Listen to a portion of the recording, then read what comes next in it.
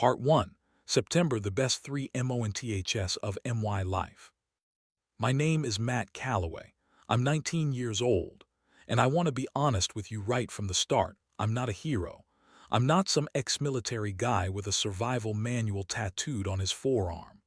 3 months before everything fell apart, my biggest achievement was figuring out how to do my own laundry without turning my white shirts pink. That's it. That's the guy who's telling you this story. I started at Ashford University on the 2nd of September, 2030. Ashford sits about 40 minutes outside of Leeds in the north of England. One of those mid-tier universities built mostly in the 70s that's got enough old stone architecture to look impressive in the brochure, and enough brutalist concrete blocks to remind you that beauty was rationed during the Cold War. It had around 12,000 students, a decent engineering program, and a student union bar that stayed open until 2 in the morning on weekdays if you knew which door to knock on. I was studying computer science, first in my family to go to university. Mum cried when she dropped me off. Dad shook my hand like I'd just signed a peace treaty. For 3 months, Ashford was the greatest place on earth.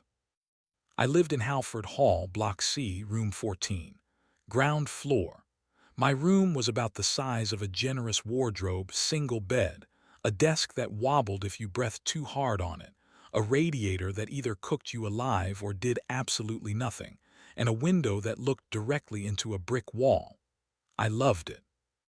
Every crack in the plaster, every mysterious stain on the carpet, every 2 a.m. fire alarm drill that turned out to be someone burning toast in the communal kitchen.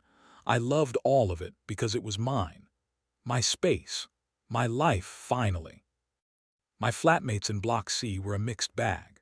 There was Priya in room 12, studying biochemistry, always calm, always with a book open even when she was watching TV, the kind of person who made you feel simultaneously inspired and completely inadequate.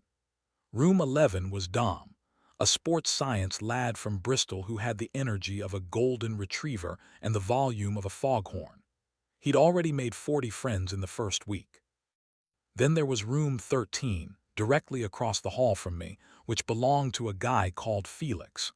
Felix was studying philosophy and barely spoke, but when he did, it was either something profoundly clever or something so bizarre you had to go lie down. I liked Felix. He was weird in a way that made the world feel more interesting. I wasn't the most social person. Back home in Nottingham, I had a tight group, me, my mates Callum and Josh, my girlfriend Jade, and stepping out of that bubble into a place where I knew nobody was terrifying in a quiet, stomach-twisting way I didn't want to admit to my parents. But slowly, like ice melting, I got there. I started talking to Dom in the kitchen at 11 at night when we were both doing the walk of shame to the microwave. I started asking Priya questions about a biology elective I was considering, just to have an excuse to knock on her door. Felix and I ended up staying up until 4 in the morning one Tuesday talking about whether free will was compatible with determinism, and neither of us could remember how the conversation started.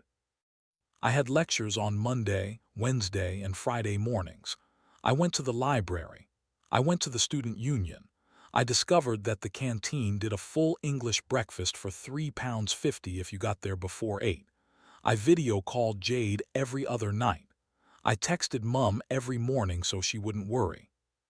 I was in every way that mattered okay, better than okay. I was becoming someone. And then December came. Part 2, December, the week the news changed. It started slow. That's the thing nobody ever really accounts for in the stories, how gradual the beginning is. You don't wake up one morning to sirens and running and screaming. You wake up to news alerts. You wake up to a BBC segment that runs for 6 minutes before they cut to sport. You wake up to a hashtag trending on social media that most people are joking about.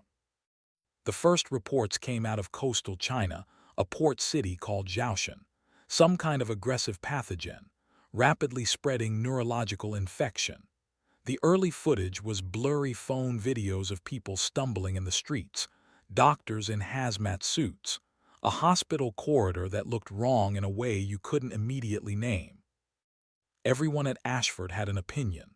Dom thought it was media hysteria, like swine flu, like bird flu, like every other thing that was going to kill us all and then didn't.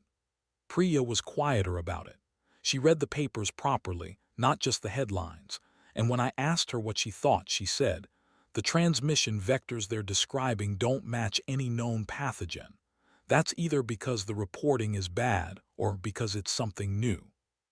She said it with the same even tone she used for everything, but her eyes were doing something different. Felix said, "Every civilization thinks it will be the last one. Usually it isn't, but the odds have to come good eventually." By the second week of December, it was in Europe. Rotterdam first, then Hamburg, then Lyon. The government released a statement, calm, measured, the kind of language designed to prevent panic while doing nothing to prevent anything else. Enhanced screening at major airports. Public advised to remain vigilant. The NHS is well equipped to handle, you know how these things go. Ashford announced that the Christmas break would begin a week early. Students were encouraged to return home. Most did. The halls emptied out in a river of rolling suitcases and emotional hugs and promises to stay in touch.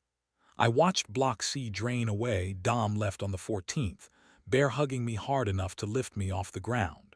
Priya left a day later, precise and unhurried, with a single bag. I stayed. I stayed because my train home wasn't until the 18th, and because flights out of Leeds Bradford were a mess, and because a part of me, the stupid 19-year-old part, thought that the best way to experience history was to be present for it. I thought it would be like watching a storm from inside. On the 16th of December, the government stopped pretending. They announced a national emergency at 6 o'clock in the evening. By 7, the footage coming out of London was not ambiguous. By 9, Ashford University's official communications had gone silent. By midnight, the power in the city centre had failed. I sat in my room at room 14, Block C, Halford Hall, and I watched the battery percentage on my phone count down from 40, and I thought, I should have taken the earlier train. Part 3, Day 1, the morning after. I didn't sleep. When the sun came up, grey and thin, as December sun in Yorkshire always is, I sat on the edge of my bed and tried to make a decision, which is harder than it sounds when your hands won't stop shaking. My phone had 4% battery. I'd plugged it in, but the power was still out. I used 2 of those percent to text my mum. "I'm okay, I'm at uni. Love you." I didn't know if it sent. I still don't know if it sent. I opened my wardrobe and did a mental inventory. I had 2 bags of pasta, a jar of peanut butter that was mostly empty, half a box of cereal, a loaf of bread that was 2 days from turning, a 6-pack of baked beans, a box of protein bars Dom had left behind because he couldn't fit them in his bag, 2 liters of water in a reusable bottle, and a full kettle that I could drink from if I had to. That was it. That was what I had to work with. I looked out my ground floor window at the car park. It was empty, silent, the kind of silence that feels physical, that presses against your eardrums like being underwater. Then I heard something move. A figure crossed the far end of the car park, slow and lurching, dragging one foot in a way that made my chest go cold. It was wearing what had been a university hoodie. The hood was up. It stopped in the middle of the car park and just stood there, head tilted, like it was listening for something. I stepped back from the window. It took me about 20 minutes, sitting on the floor with my back against the bed, to get myself together. I am not proud of those 20 minutes. I think I cried a little. I think I said some words out loud to nobody in particular. But eventually something in my brain switched from panic to problem solving, and once that switch flips, you have to follow it or you'll go mad. I needed to know if I was alone in the building. Part 4, The Search of Halford Hall. I grabbed the only things I had that could function as weapons. A cricket bat Dom's also left behind, thank God for Dom and his inability to pack efficiently, and a heavy-duty torch I'd brought from home because Mum insisted. I put on 2 layers of everything. jeans over my joggers, hoodie under my coat. I tied my laces tight. I don't know why that felt important, but it did. The corridor outside was dim. Emergency lighting had kicked in from somewhere, a dim orange glow from the ceiling that made everything look like the inside of a Halloween pumpkin. I moved slowly, listening. I knocked on every door on the ground floor, 4 rooms, no answer. I tried the handles, all locked from the outside, which meant their occupants had left. I climbed the stairs. 2nd floor, and I was halfway down the corridor when I heard it, a door opening. Room 24. I froze, gripped the cricket bat. The door opened 6 inches, and a face appeared in the gap, wide eyes, a mess of dark hair about my age. A girl. She stared at me like I was the most dangerous thing she'd ever seen. "Are you?" I started. "Don't shout," she said, just above a whisper. "Don't make noise. Are you infected?" "No, are you?" A pause. Obviously not. Her name was Naomi Chen. She was a second-year student studying civil engineering, one of the people who'd stayed on campus because she had an exam on the 17th that had since, evidently, been canceled by the apocalypse. She was 20 years old, approximately 5'4", and already more prepared than me by a factor of several. She'd barricaded her room with the desk and the wardrobe. She'd filled her bathtub with water the moment she saw the power cut coming. She had a small first aid kit and a multi-tool on her belt. "Where'd you get that?" I asked, nodding at the multi-tool. "My dad's a civil engineer," she said. "He always said a multi-tool was the one thing you should never leave home without." I didn't have a multi-tool. I had a cricket bat and a torch. Naomi looked at my cricket bat the way a surgeon might look at someone doing brain surgery with a spoon. We checked the rest of the 2nd floor together. Room 22 was locked, and we could hear sounds inside, rhythmic, low sounds that neither of us wanted to investigate further. We moved on. 3rd floor was empty. 4th floor had one more person. Room 41. A guy. He opened the door immediately, no hesitation, and he was already talking before it was fully open, fast, loud, hands gesturing. Right, okay. You're real, you're actual people, brilliant. I've been up here since yesterday, completely alone, haven't left. Obviously haven't left, it's chaos out there. Did you see the car park? Did you see the thing in the car park? I've been watching from the window, I've got notes actually." His name was Ryan Walsh, 3rd year, studying psychology, from Dublin.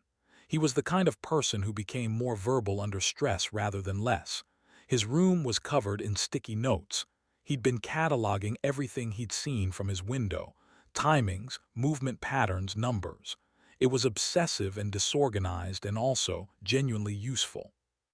"There are at least 8 of them in the immediate vicinity of the building," he said, showing us his notes on a battered notepad. "They seem to respond to sound more than sight. Loud noises attract them. Movement attracts them if they're close enough. But if you're quiet and you're slow, they don't always react. I've been watching." Naomi studied the notes carefully. I looked at Ryan. "Have you been here the whole time?" I asked. "Since the 16th. Yes. Absolutely. I had noodles and a bag of crisps. The crisps are gone, the noodles I've been saving." He paused. "I'm extremely hungry." That made 3 of us. Part 5. The University as a Fortress. For the first few days, we treated Halford Hall like a fortress. We didn't go outside. We pooled our food, my pasta and beans, Naomi's tin of chickpeas and protein powder, Ryan's last 2 packets of noodles, and a family bag of mixed nuts he'd bought in bulk in November, and we rationed it carefully.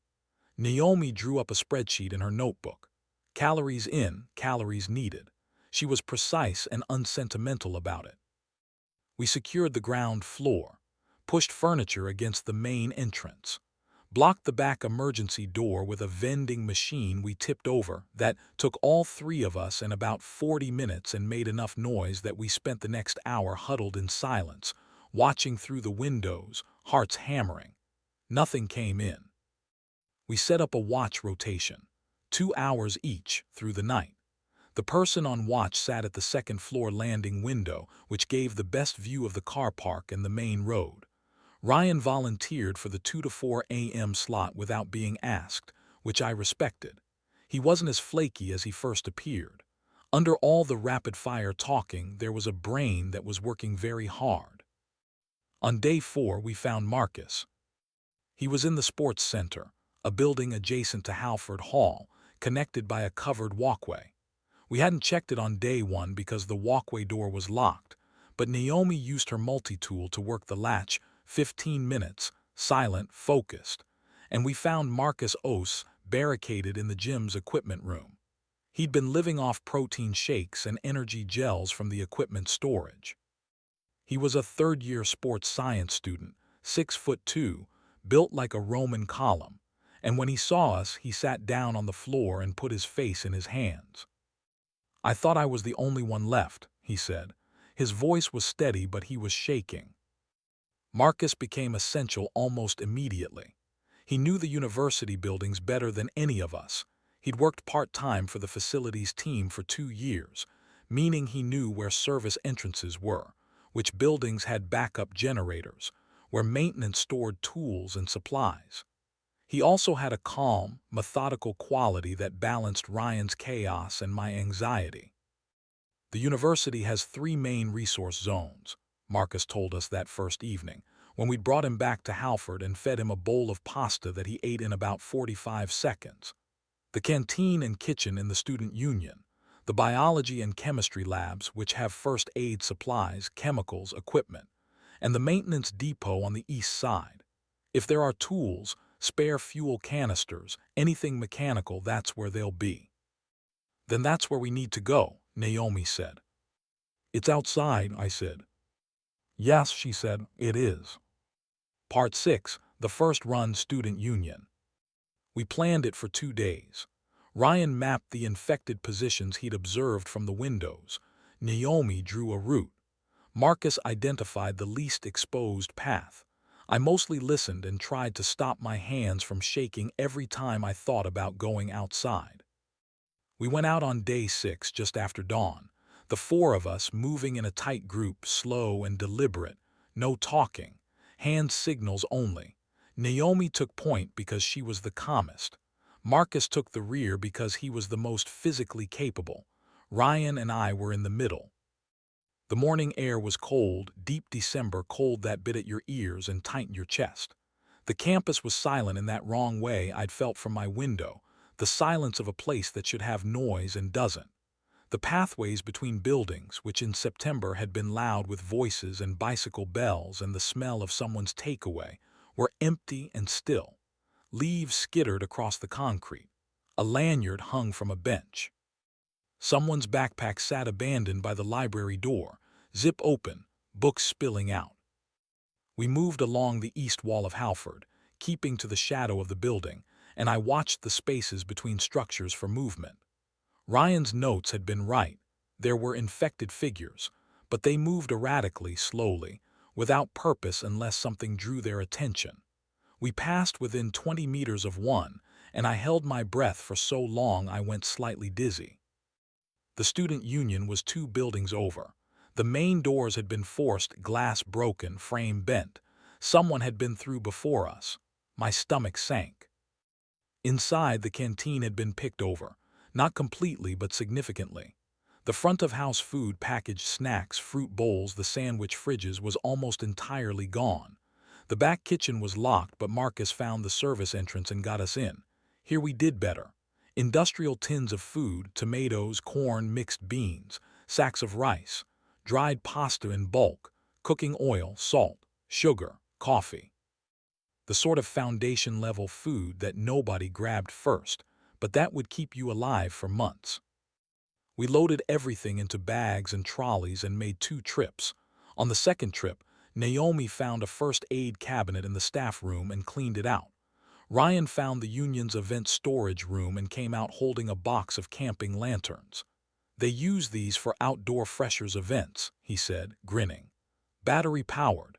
Got maybe 40 of them." It was the best thing we'd found. Light that didn't require power. Light you could control. Light that changed the psychology of being holed up in a building at night in ways I can't fully explain, but I'm deeply grateful for. We got back to Halford without incident. We ate a proper meal that night, proper, relatively speaking, rice and tomatoes and beans. It was the best thing I'd eaten in a week. Part 7. The others, not everyone is an ally. Things got complicated around day 10. A group had set themselves up in Whitmore Building, which was the main lecture block, a large building near the university's front gate. From our windows, we'd seen light in some of the upper windows and heard voices, but we hadn't investigated. Marcus and I decided to make contact on day 10, cautiously, leaving Naomi and Ryan at Halford. There were 6 of them, led in the loosest sense by a third year called Brett, tall, confident in that loud and effortful way, the kind of person who'd probably been a big deal in his hometown and was struggling with the fact that nobody here cared. He'd gathered around him a group of people who were operating on the logic that strength in numbers was everything, and that the best way to survive was to control resources. "We've been through the canteen already," Brett said, arms folded, looking at Marcus and me in a way that made the back of my neck prickle. "Science labs, too. Found some useful stuff. That's ours now." "Nobody owns anything," Marcus said in his level way. "We got here first." I looked around the room, a seminar room on the first floor, blocked windows, a pile of supplies in the corner that was clearly the result of systematic scavenging. There were a couple of people in Brett's group who weren't meeting our eyes. One girl in particular, sitting apart from the others, watching our conversation with an expression I couldn't read.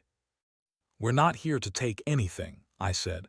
"We just wanted to know who else was here, see if we could work together." "We're working together fine," Brett said. "6 of us, we don't need you." We left. On the way back, Marcus said, "There'll be a problem eventually."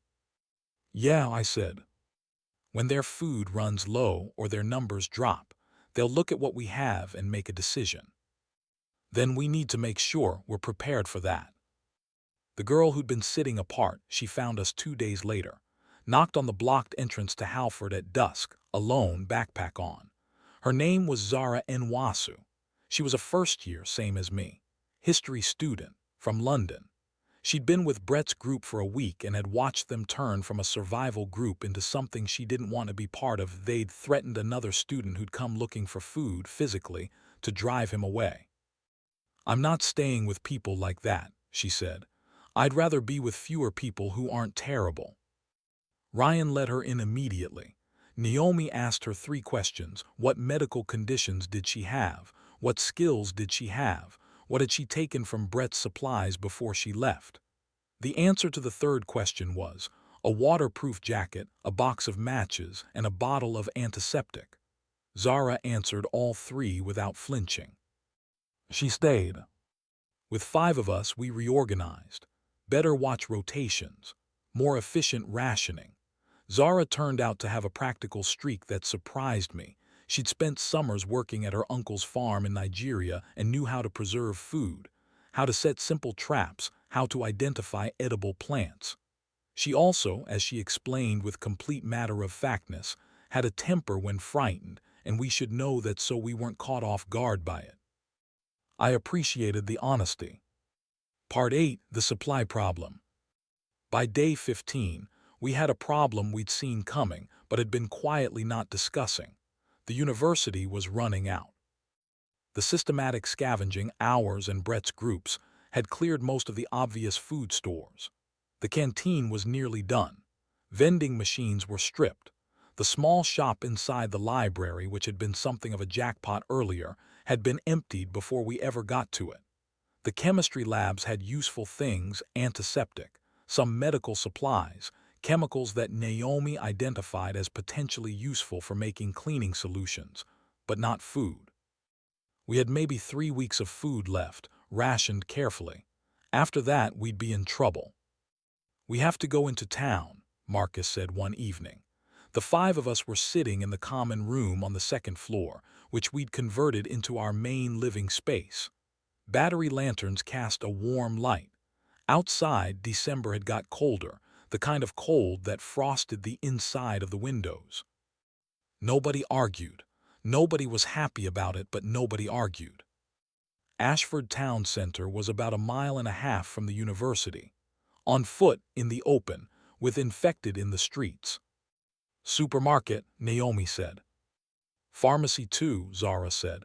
We need antibiotics if we can find them, and anything for pain. Hardware store, Marcus said. We need tools, proper ones. The maintenance depot had some but not everything. Ryan had his notepad out.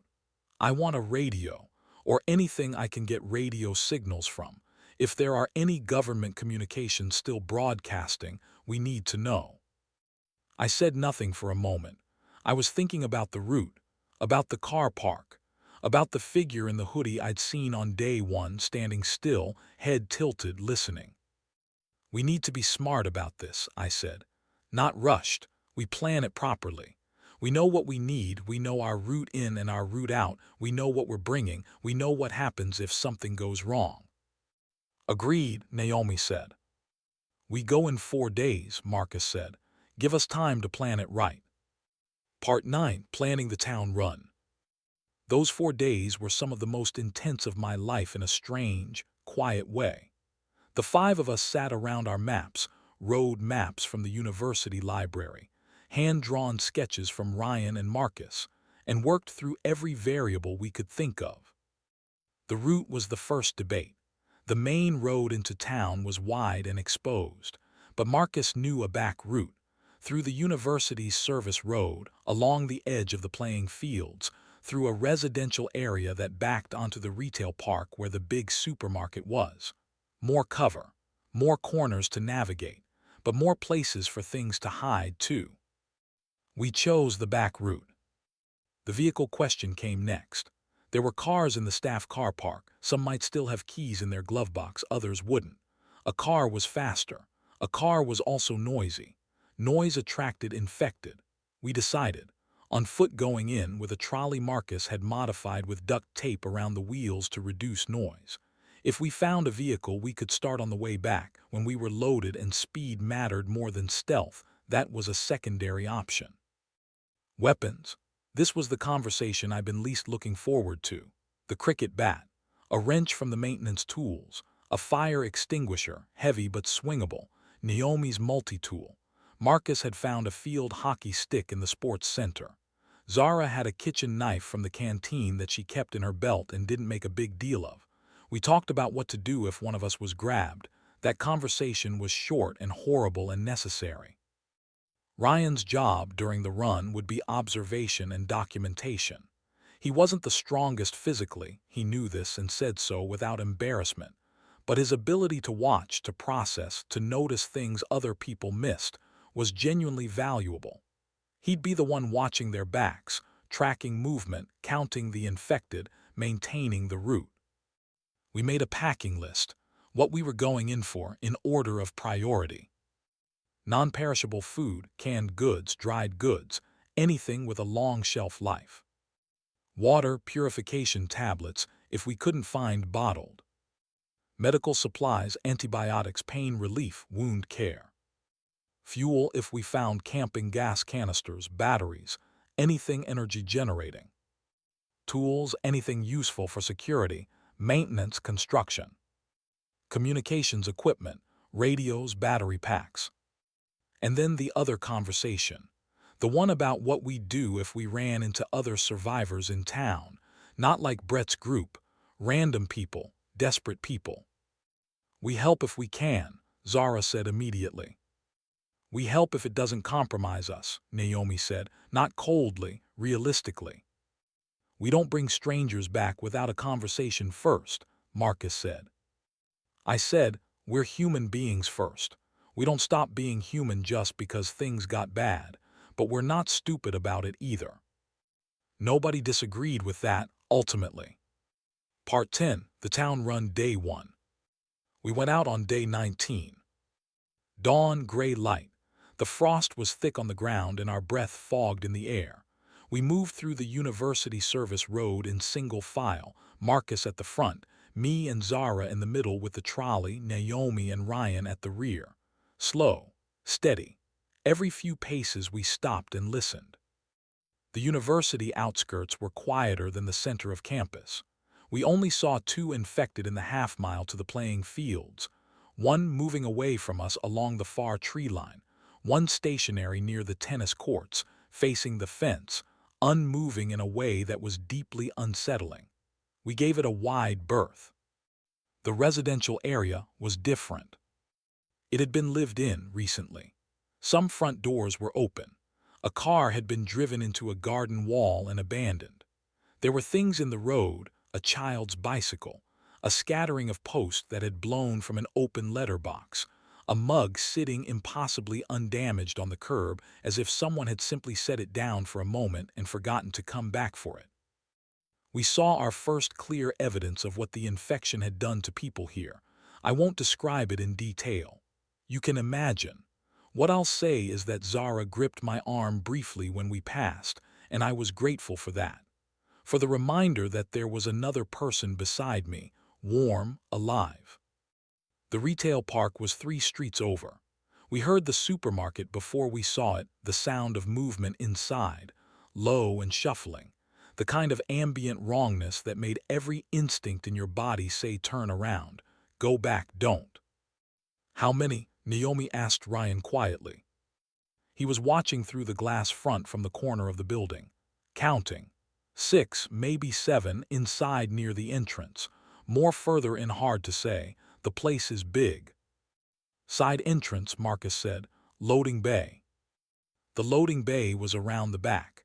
Heavy roller doors, but one of them was up, stuck half open, like it had been mid-delivery when everything stopped. The concrete dock was empty. We got under the roller door and into the warehouse section of the supermarket. It was dim in there. Enormous. The smell was bad. Some things had gone off, things that had been refrigerated and weren't anymore. We kept to the edges of the shelving, moving aisle by aisle systematically. The central aisles were worse, more open, more visible. Zara found the tinned goods. We loaded the trolley. Naomi found the pharmacy section and cleaned it out with practiced efficiency. Marcus found the hardware section and added tools to a separate bag. Ryan was navigating, whispering directions, keeping us oriented. We were 40 minutes in when we heard voices. Human voices. Coming from the back of the store. Part 11. The people in the supermarket. We found them in the restaurant section, a small cafe area at the back of the store where someone had set up an impromptu camp. Sleeping bags, a camping stove, tins stacked in neat rows. And 2 people. A man in his 50s, short-bearded, wearing a high-visibility vest, and a teenage girl, 16, maybe 17, who scrambled to her feet and put herself between us and the man the moment she saw us. Easy, Marcus said, hands up. We're from the university. The man introduced himself as Gary. He'd been a delivery driver, had been at the retail park when everything began, couldn't get home, couldn't reach his family. He'd been in the supermarket for 12 days with the girl whose name was Chloe. She was a local, had been in town when the outbreak hit, separated from her parents in the chaos, found Gary on day 2. They'd been managing together. Gary knew the town. Properly knew it, 14 years of delivery routes, every back road, every business, every useful building. The pharmacy on Market Street wasn't looted, he said, when we told him what we were looking for. Too far from the main roads, most people didn't go down there. And there's a cash and carry warehouse on the industrial estate. If you could get in there, that's your food problem solved for months. It's built like a bunker. Naomi was looking at him carefully. Why are you still here? You know the town. You could have been in a better position. Chloe's leg, he said. She'd twisted her ankle badly on day 3, had been recovering. Was, he thought, nearly ready to move. The question hung in the air. It wasn't a question we'd agreed on an answer for. We hadn't expected to find anyone. I looked at the group, at Naomi's careful face, at Ryan, who was already warming to them both, at Marcus, who was thinking it through, At Zara, who was looking at Chloe with an expression I recognized from when she'd told us she'd left Brett's group. "Can you walk?" I asked Chloe. "Yeah," she said, chin up, stubborn. "Can you move quietly and follow instructions under pressure?" "I've been doing it for 12 days. I looked at Gary. "You know this town. We need a guide and you need a safer base. I think there's a conversation to be had." Gary looked at me. This 19-year-old with a cricket bat and freezing hands and no idea what he was doing. And something in his expression shifted from wariness to something more like recognition. "All right," he said, "let's have it." Part 12, EXPNDNG the group. We didn't leave the supermarket that day. We spent the afternoon in serious conversation with Gary and Chloe, and then we started planning a more ambitious operation. Gary's knowledge changed everything.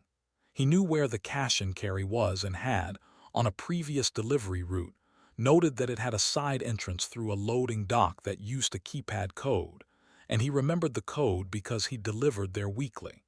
He knew which roads in town were most heavily trafficked by infected and which were quieter.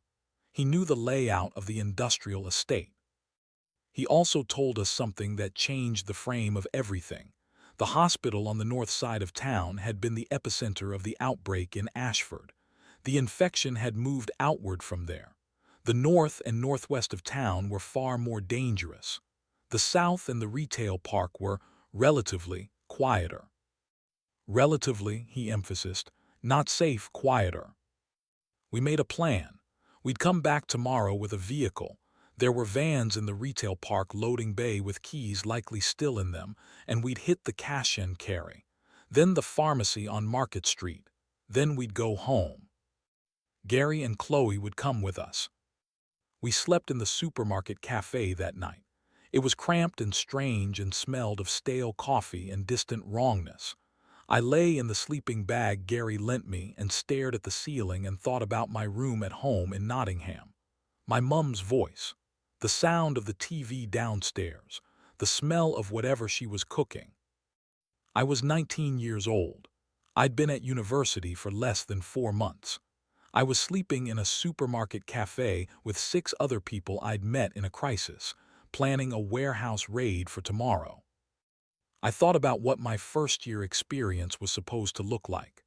The things I'd been excited about in September, the societies I was going to join, the module on AI ethics I'd been looking forward to, the spring term club night that the student union advertised, the future I'd been building so carefully in my head.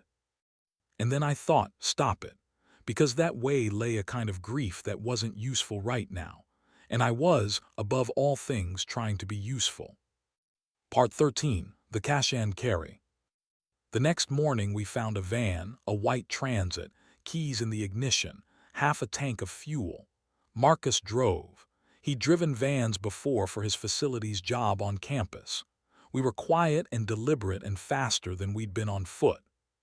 The industrial estate was on the south side of town, a mile from the retail park. The roads were mostly clear, 2 abandoned cars, 1 overturned, and a single infected figure in the middle of the road that Marcus steered carefully around without accelerating, keeping the engine noise as low as possible. The cash and carry was exactly as Gary described. A big, anonymous warehouse building, no signage visible from the road, which explained why it hadn't been picked over. Gary had the keypad code memorized. 4471. The side door swung open. What was inside was, in the context of our situation, almost overwhelming. Industrial quantities of everything, catering-sized tins of food, sacks of rice and flour and sugar stacked to the ceiling, dozens of cases of bottled water, coffee, tea, long-life milk, cleaning supplies, bin bags, the kind of mundane abundance that you never think about until it's gone from the world and then suddenly represents survival itself. We loaded the van. Then we found a trolley and loaded that too. Then we looked at how much was left and made a decision to come back. The pharmacy on Market Street was a harder task, a narrower road, more exposed, and 3 infected in the vicinity when we arrived. We waited. Ryan watched. Eventually, two of them drifted away down a side street. The third was stationary against a wall. We moved fast and quiet, got into the pharmacy through a back window Marcus forced open, and Naomi and Zara worked through it systematically. Antibiotics, painkillers, antihistamines, wound dressings, antiseptic. Insulin, which Gary said he'd explain later. And then explained that Chloe was type 1 diabetic, which was why they hadn't moved until her ankle was better. Moving without knowing where to get insulin was too dangerous. That changed things. It changed our calculus going forward. Chloe's insulin supply was finite. We'd need to find more. It became a standing item on every planning session from then on. We got back to the university on day 21, the van loaded heavier than I thought it could carry. 7 people, more food than we'd had since the beginning. Medicine, tools, a generator Gary had found behind the supermarket. When we pulled through the university service gate, I felt something I hadn't expected to feel, something close to relief. Halford Hall, with its blocked doors and its battery lanterns and its wobbling desks, felt, against all logic, like coming home. Part 14. The Matter of BRETT. 15 days after we returned from town, Brett came to us. Not alone, 4 of his group. Standing outside Halford in the morning, not making the mistake of making noise, just standing there, waiting for us to notice. Ryan spotted them first on watch. We had a quick, quiet conversation. Marcus wanted to ignore them. Naomi wanted to hear what they had to say from a window. Zara said, "They've run out of something. That's the only reason they'd come." She was right. Brett looked different from the day Marcus and I had met him. The bravado was still there, technically, but underneath it was something rower. His group had shrunk. 2 people, it turned out, were no longer with them, and he didn't explain why in ways any of us were comfortable exploring. They had food for maybe 5 days. "I know you went into town," he said from the car park, looking up at Naomi in the window. "I know what you found." "Yes," she said. "We want to come." "Why would we take you?" He didn't have a good answer. He tried a few. When those ran out, he said something that I didn't expect, because I was wrong about how this works. "You can't hoard your way through this." I thought he stopped, started again. I thought being strong meant keeping everything for ourselves. I think I was wrong. Marcus and I voted no. Gary voted no. Ryan voted yes. Naomi was undecided. Zara said, "We don't take him as a leader. We don't give him control of anything. He comes in as part of a group that already has a structure under our rules, or he doesn't come in at all." Brett, when this was communicated to him, was quiet for a long time. Then he said, "Agreed." We let 2 of them in, Brett and a quiet girl called Amara, who'd been with his group from the start, and who, it became clear over the following days, had been the voice of reason in a group that hadn't been listening. The other 2 chose not to stay. They left. We watched them go from the windows, and there was nothing we could do about it, and it was awful. Brett was not easy to integrate. He pushed against the structure. He resented taking direction from Naomi or from me. He and Marcus had several conversations that were polite in form and tense in content. But he worked, and he didn't cause real trouble. And Amara, who it turned out had done her Bronze Duke of Edinburgh award and had skills in navigation and orienteering that we were desperately short of, became one of the most valuable members of the group almost immediately. We were 9 now, an accidental community, assembled by circumstances and desperate choices and the simple human truth that nobody survives completely alone. Part 15. January, learning to live in the end of the world. January was a different kind of hard. December had been immediate crisis, reaction, improvisation, fear. January was longer, more sustainable, the kind of difficult that doesn't come with adrenaline.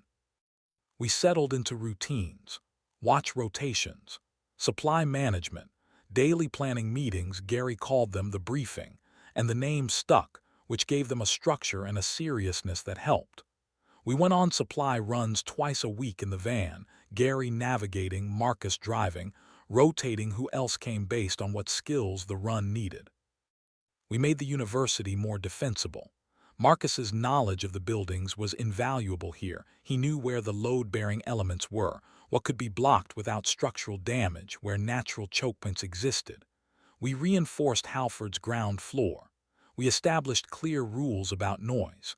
No shouting, no running inside the building, no music above a whisper.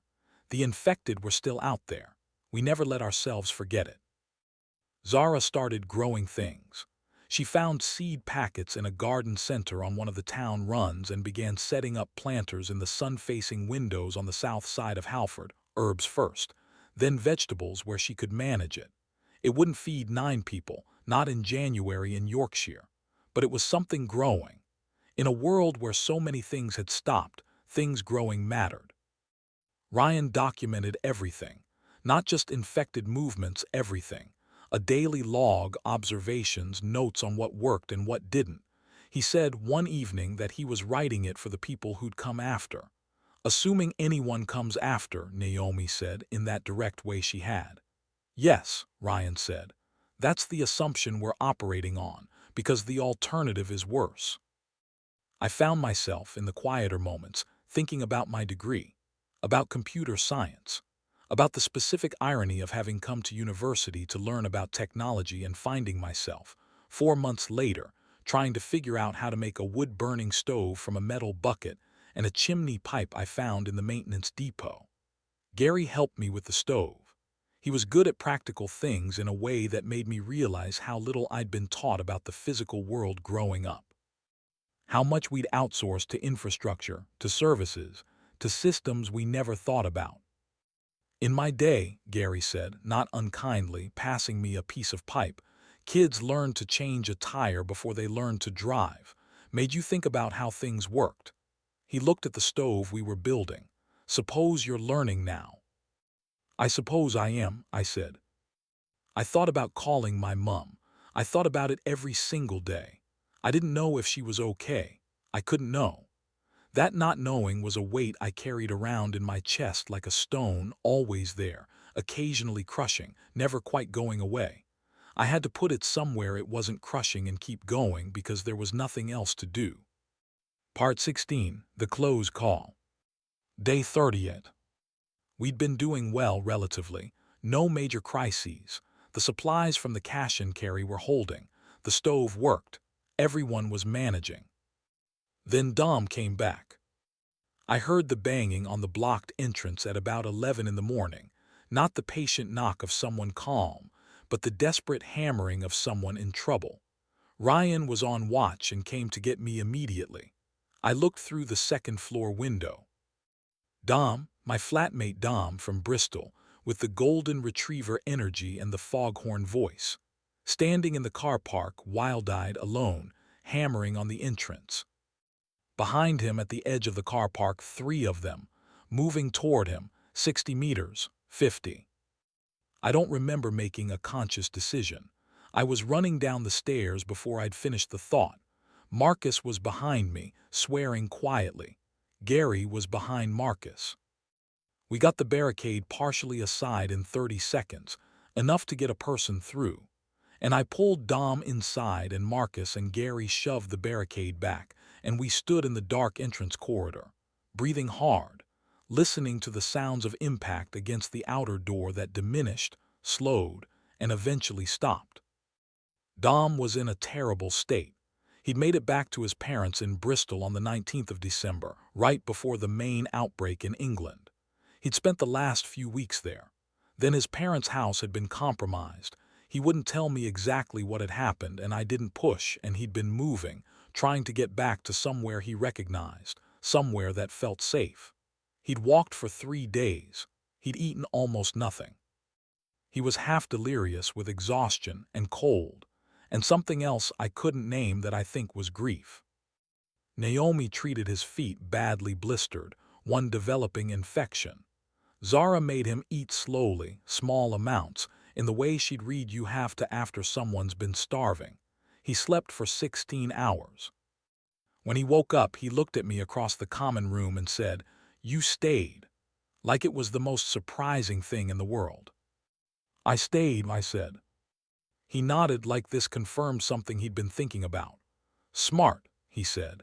And then, after a pause, also stupid. And then he laughed that big, loud laugh I'd known from the kitchen at midnight, and I had to shush him immediately because of the noise. And he laughed harder at being shushed, and I felt something loosen in my chest that I hadn't even realized was so tight. Part 17, Looking for 10 of us now. In Halford Hall, Block C, on the campus of Ashford University, in the north of England in the winter of 2031. This isn't a story with a clean ending. It's not the kind where I can tell you it all worked out and everyone was fine. I don't know yet what comes next. The radio Ryan finally got working picks up a government signal, patchy, intermittent, but there, broadcasting from somewhere in Scotland. They're talking about resettlement zones, safe areas, coordinated response. Whether that means anything, whether it reaches us, whether we get to be part of it, I can't say. What I can say is this.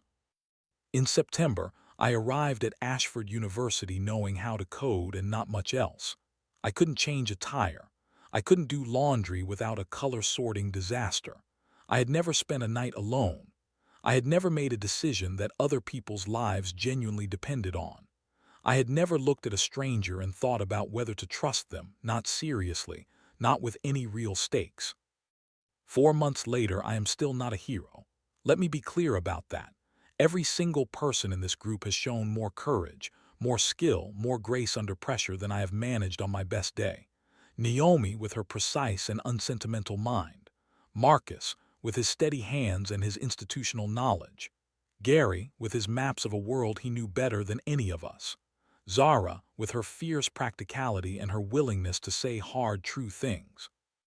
Ryan writing everything down because somebody needs to remember.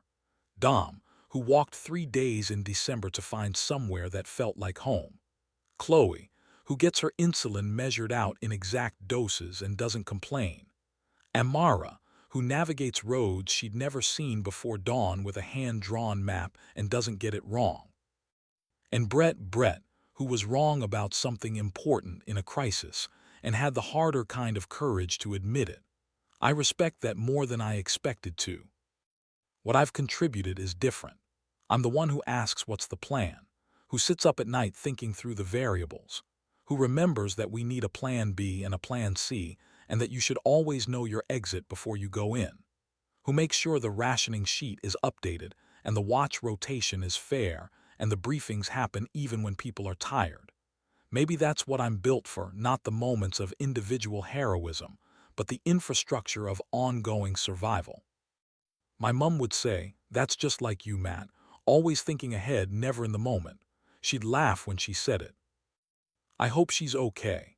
I hope she's in someone's group somewhere and that someone is organized and that they're managing. I hope Dad shook someone's hand and looked them in the eye and decided they were worth trusting, the way he did when he dropped me off in September. I hope Jade is somewhere warm. I hope. Outside the window, the campus is white with snow. Deep, proper snow, the kind that covers things. In the morning, it'll be beautiful before we disturb it. The kind of morning that, in a different version of this story, would have made me want to text a picture to someone and get a coffee and walk to the library. In this version of the story, in the morning we have a briefing at 8. There's a second run planned to the industrial estate. Gary thinks there's a fuel depot we haven't investigated yet. Amara has a route. Marcus has checked the van.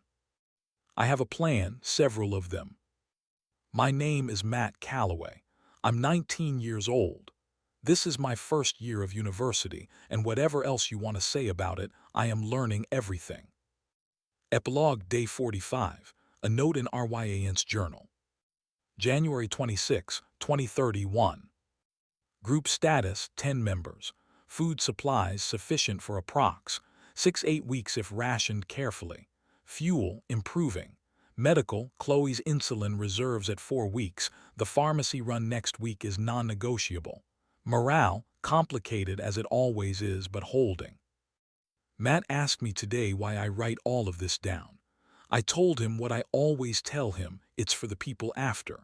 He looked out the window at the snow and thought about that for a while.